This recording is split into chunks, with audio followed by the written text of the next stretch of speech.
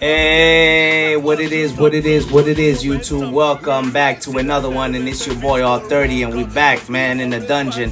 And today we're gonna be reacting to your boy 1090 Jake, man. It's his latest video about a 13-year-old that was shot by his 15 or 16-year-old friend. So we're gonna be reacting to that. And yeah, man, just it sucks. You know what I mean? It really does, man. And maybe we could learn something from it, you know. And yeah, I thought the video was pretty solid, so we're gonna react to it. It's your boy R30. Go give 1090 Jake all the credit that he deserves. This video, we're gonna be speaking on a 13-year-old in Florida that was shot in the throat and left paralyzed. That sucks. After an 18-year-old was selling guns to kids. It's an open and active investigation. A juvenile was accidentally shot by another juvenile in the home, and with weapons that did not belong to the parents. No feelings, his legs down. They touched his right hand and he could feel that. We told him over and over and over again, do not go near guns. Yeah, they do anyway. This is what happened. July 27th, 2024. It was 2:48 in the morning when police responded to a call for a person shot. The officer would be flagged down by a mother who directed him inside of her home to a bedroom where a 13-year-old boy laid with a gunshot to his throat. The husband had cleared the boy's airway, saving his life, and applied pressure until the officer arrived. EMS would be on scene shortly after, transporting the kid to the hospital, who was then airlifted to another hospital. Two teenagers, who are best friends, were said to have been smoking weed in the bedroom while taking pictures of themselves with guns. The younger of the two was sleeping over. It was a Saturday night, and the 15-year-old's parents had said goodnight. A short time later, the teens were still up, disassembling guns, and seeing who could do it the fastest. That's when one of the guns went off. Wow. The 15-year-old was repeatedly racking the slide when he accidentally pulled the trigger, sending a hollow point in the 13-year-old Nate Green's throat. The hollow point, a self-defense round designed to expand on impact, would penetrate his trachea, esophagus, and lastly, his spinal cord. Once at the hospital, doctors stated Nate was placed in a medically induced coma, was now paralyzed from the waist down, and because of the surgeries needed to reconstruct his throat, may not be able to speak again. But how did a 15-year-old and 13-year-old come across two handguns? Speaking with the officer, the 15-year-old stated he and Nate bought the guns for $800 from someone off Instagram. It turns out the teens weren't in the streets, but worked at a pizza place together where they were able to save up enough money.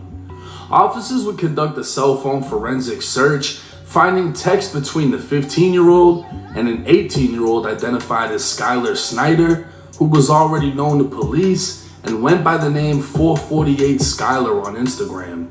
Text would reveal Skylar wasn't selling two guns, but a variety of guns, and clearly trying to sell them to kids. The 15-year-old was trying to trade a PS5 for a 5.56 rifle. Wow. Settling for the two handguns, Skylar was paid $800 and 8 THC cartridges.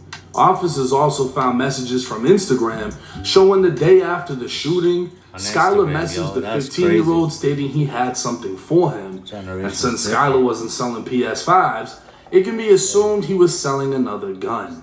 So how did 18-year-old Skylar get into the gun business? Come to find out, Skylar was out on bond for multiple counts of grand theft of a firearm and breaking into a car.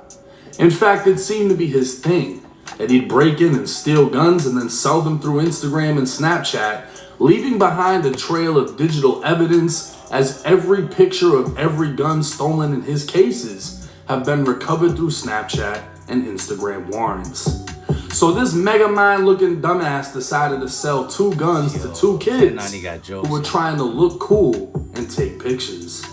But see, the power of a gun has to equal out to the responsibility of its owner, or that power will be misplaced. And this case, to me, is no different than that of a drug dealer selling fentanyl to teens who heard about perks in songs and died trying their rapper's favorite drug. The Port Orange Police Department would issue a press release stating Skylar now had a warrant for his arrest on charges of dealing in stolen property and 2 counts of selling a firearm to a minor, one of which shot and paralyzed the 13-year-old victim. Further investigation ultimately led to 4 additional firearms being recovered from other juveniles not related to the shooting, 3 of which were stolen.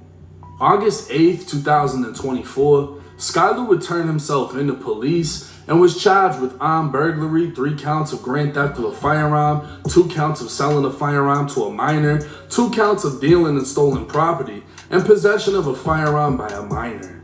Now, armed burglary is a PBL in the state of Florida, or punishable by life offense. So just for that one charge, Skyler faces up to a life sentence at trial. As for the 15-year-old who accidentally shot his 13-year-old friend, law enforcement determined the incident to be an accident, and he will luckily not face criminal charges.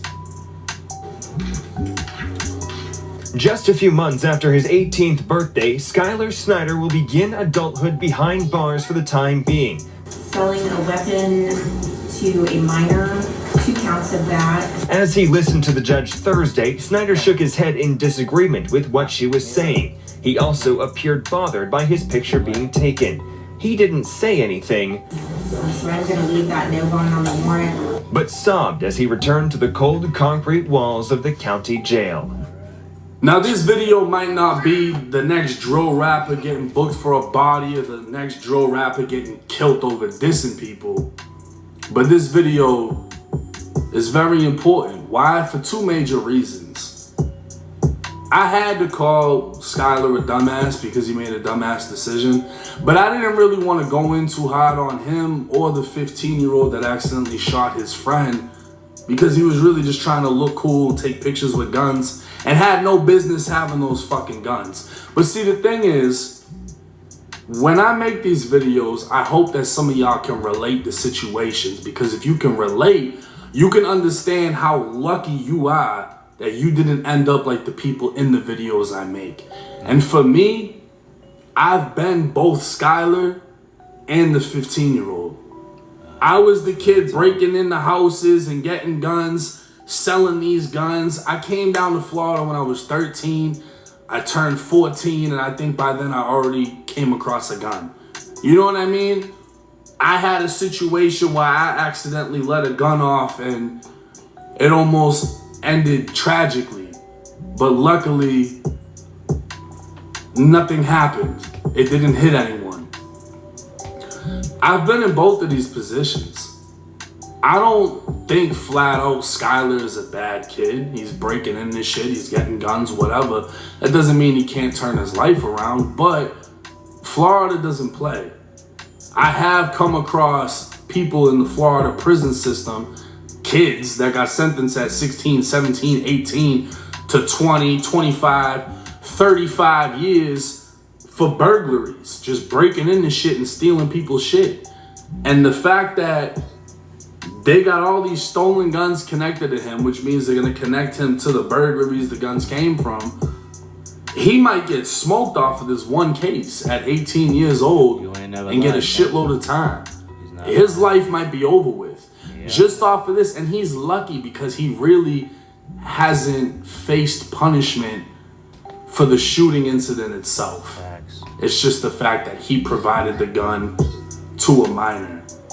Now for the 15-year-old, even the 13-year-old that's paralyzed, this kid was just about to stop playing football. It's tough. Yeah, man. I don't know what I'd be able to say to a kid that just got paralyzed, you know what I mean? But for the 15-year-old, obviously, like, they broke it down. They wanted to buy the guns. They wanted to take pictures with the guns. They wanted to look cool.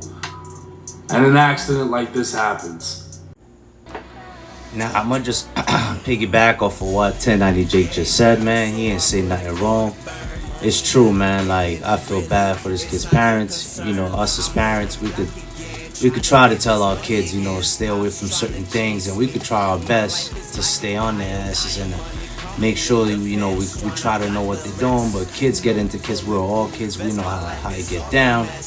And I just feel bad, you know. And for the 15-year-old, I'm pretty sure it's killing him right now. Like once it's, you know, it's settled really, like, you know, I just injured my best friend. That's gotta suck, you know, like you gotta live with that.